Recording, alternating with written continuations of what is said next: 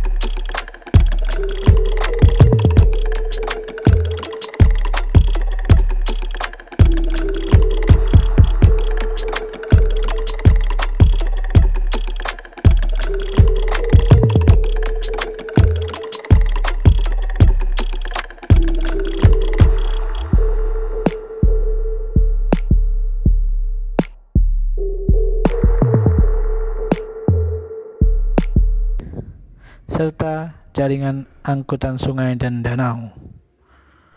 Khususnya nanti yang akan dijelaskan lebih rinci adalah jaringan dan jalan raya dan jaringan rel kereta api.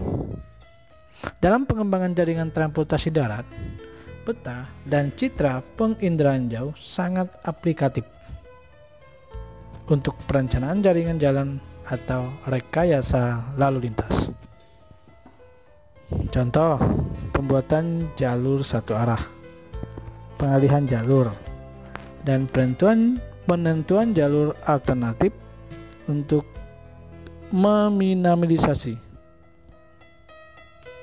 terjadinya kemacetan, atau tidaknya adalah mengurangi terjadinya kemacetan. Nah, titik-titik kemacetan juga dapat diamati melalui sistem penginderaan jauh. Misalnya, jalan raya berdekatan dengan pusat pelayanan seperti pasar atau kawasan pertokoan dapat kita amati. Nah, sedangkan untuk mengatasi kemacetan dan keterbatasan lahan, pemerintah sudah berupaya melakukan rekayasa lalu lintas dan pembuatan jalur satu arah. Selain itu, pembangunan jalan tol juga salah satu menjadi alternatif untuk mengurangi terjadinya titik-titik kemacetan. Baik, kemudian poin 1, pengendalian jauh untuk perencanaan jaringan jalan. Jalan merupakan sarana aksesibilitas wilayah darat. Aksesibilitas atau keterjangkauan menjadi faktor penting untuk mendukung pertumbuhan ekonomi suatu daerah. Maka kalau kita mengenal tentang akses yang mudah, maka kegiatan ekonominya akan bertumbuh dengan baik. Ketika aksesnya sulit, maka faktor dari perjalanan menuju ke tempat tujuan tertentu menjadi sulit dan tentu akan berpengaruh pada pertumbuhan ekonomi suatu daerah. Manfaat pengendalian jauh dalam pembangunan transportasi darat yaitu biasanya digunakan untuk jalur pembangunan jalan. Nah, ketika kita ingin mengetahui jalur transportasi darat pada jalur pembangunan jalan, misalnya tentu kita memilih jalan atau topografi yang sesuai untuk pembangunan jalan. Kemudian bisa digunakan untuk merencanakan pembangunan halte bis yang cocok, kemudian halte busway dan terminal. Nah, ini pengendalian jauh untuk perencanaan jaringan jalan. Kemudian poin yang kedua, pembuatan peta dan citra pengendalian jauh untuk perencanaan rel kereta api. Selain jalan daya yang dijelaskan di awal tadi, maka sarana transportasi darat lain yaitu rel kereta api. Nah, ambil bagian juga dalam peta pengendalian jauh dalam perencanaan rel kereta api dimanfaatkan untuk merencanakan jalur rel kereta api, pembuatan jembatan atau terowongan dan pemilihan lokasi stasiun yang tepat. Nah, ini pembuatan peta dan citra pengendalian jauh untuk perencanaan rel kereta api. Berikutnya bagian B, pembuatan peta dan citra pengendalian jauh untuk transportasi laut. Tadi darat, sekarang transportasi laut. Citra pengendalian jauh fotografis dan non fotografis dapat dimanfaatkan untuk pengembangan sistem jaringan transportasi laut. Contoh yang digunakan adalah citra fotografis inframerah. Itu bagian dari citra pengendalian jauh. Sedangkan kalau peta biasanya digunakan untuk transportasi laut itu peta navigasi. Nah, peta navigasi dimanfaatkan untuk memandu nakoda dalam menentukan jalur pelayanan. Nah, ini manfaat peta dan citra pengendalian jauh untuk transportasi laut. Berikutnya, di dalam transportasi laut tadi ada istilah kita sering mendengar elevasi dermaga. Apa pengertian dari elevasi dermaga? Yaitu tinggi bangunan dermaga. Ini istilah dalam elevasi dermaga. Kemudian selain tadi adalah yang dimanfaatkan dalam pembuatan peta dan citra pengendalian jauh untuk transportasi laut itu inframerah. Ada juga dimanfaatkan yang menggunakan citra satelit sebagai alat bantunya.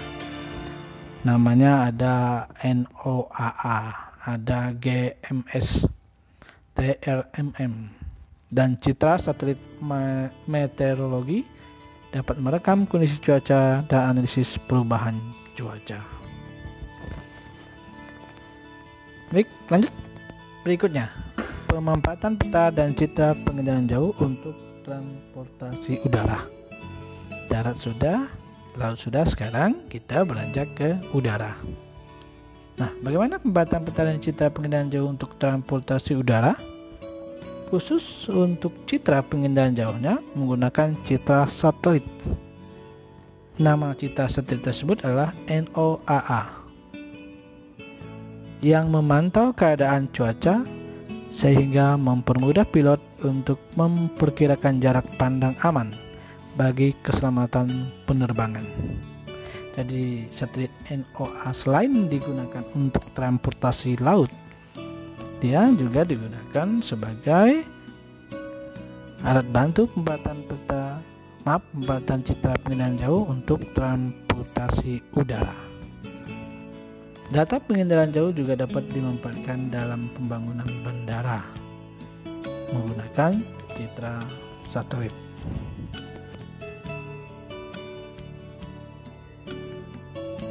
Kemudian berikut kita lanjutkan pemanfaatan peta dan citra penginderaan jauh untuk tata guna lahan. Nah, pada pemanfaatan peta dan citra penginderaan jauh untuk pemukiman, kita istilahkan pemukiman adalah bagian dari lingkungan hunian yang terdiri atas lebih dari satu satuan perumahan yang mempunyai prasarana, sarana, utilitas umum, serta mempunyai penunjang kegiatan fungsi lain di kawasan perkotaan atau kawasan perdesaan. Nah, kalau kita bicara tentang syarat-syarat pemukiman, tentunya yang pertama tidak berada di kawasan lindung. Kemendingan lahan yang cocok untuk pemukiman 0-8%. Bebas polusi. Tidak mengganggu kawasan bandara. Ketersediaan sarana dan prasarana memadai. Dekat dengan pusat kegiatan dan pelayanan kota. Ini syarat-syarat pemukiman secara umum. Kemudian untuk mendapatkan informasi tentang kondisi lahan secara detail dan akurat dibutuhkan data penginderaan jauh dengan resolusi spasial tinggi. Citra apa yang digunakan di situ? Ada citra Quidwire, ada Iconos, dan SOP kelima. Sementara itu peta yang dibutuhkan untuk penentuan lokasi pemukiman antara lain peta rupa bumi untuk mengetahui bagaimana keadaan dari dataran tinggi kah, dataran rendah, dan lain sebagainya. Kemudian peta penggunaan lahan yang cocok, terutama misalnya kalau lahan dataran rendah untuk pemukiman yang cocok seperti apa. Kemudian peta kepadatan penduduk, dengan jumlah penduduk yang padat kita menyesuaikan dengan kondisi lahan, serta bagaimana peta persebaran mata air, karena ketergantungan manusia dengan sumber air itu sangat menentukan.